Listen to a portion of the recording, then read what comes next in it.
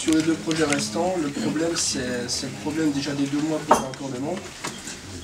Si ERDF nous met des bâtons dans les roues, ça va être des projets perdus.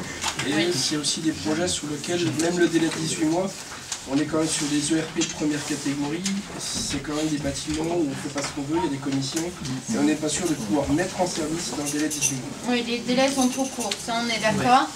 Monsieur le Président. Entreprise HES, évidemment d'électricité et services, c'est pas moi le boss. Je dirais qu'il y a à peu près 40% du carnet de commandes qui part à la trappe. L'entreprise compte 70 salariés. Dans les prochaines semaines, c'est 15 salariés. Mais ce que je voulais dire, je voulais disons, un peu élargir mon propos. On n'a pas bossé de janvier à mars 2010. Parce qu'on était dans l'incertitude la plus totale. Ensuite, les projets qui ont été rattrapés de ce novembre-décembre, il a fallu les faire en toute vitesse, donc on a embauché. On a embauché à toute berzingue. Dans ce cas-là, vous embauchez en CDD? Quelle est votre pratique? Non, pas forcément. Là, c'était en CDI. Là, c'était du CDI. On a embauché en CDI. On a la baisse des prix au mois de septembre, et vous avez vu vous-même, il y a relativement peu de réactions au niveau de la profession. Oui,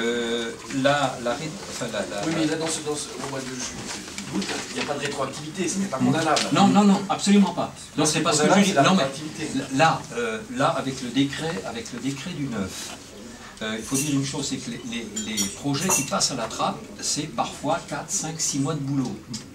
Là, on en prend pour 3 mois. On ne va rien faire pendant 3 mois. Donc on va recommencer à travailler au mois de mars. On en prend encore pour 3, 4, 5, 6 mois. Sur certains projets, on prend 1 an. Donc le futur producteur, ça ne l'intéresse plus. La banque, ils sont obligés de tout recommencer et on ne peut rien faire avant le mois de mars parce qu'on ne sait rien en termes de tarifs ou en quoi que ce soit.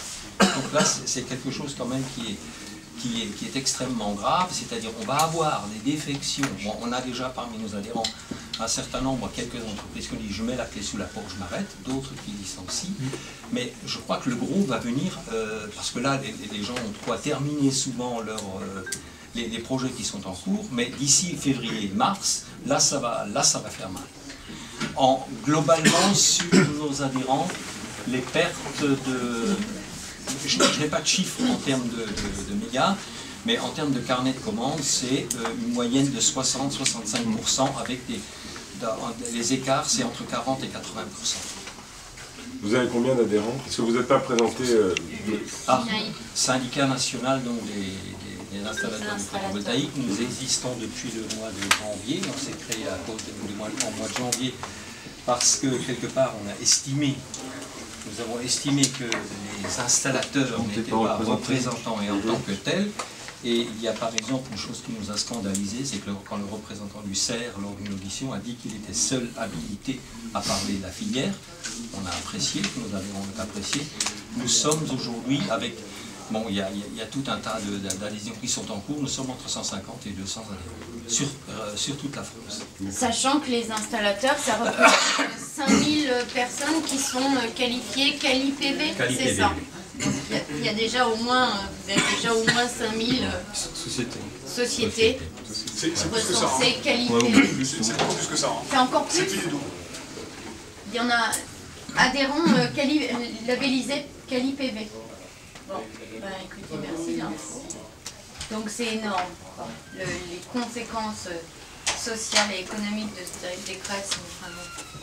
Est-ce que, Nadia, c'est pris d'écologie sur frontière qu'on a mené ce combat, on s'est quand même posé la question de savoir si c'était tellement gros.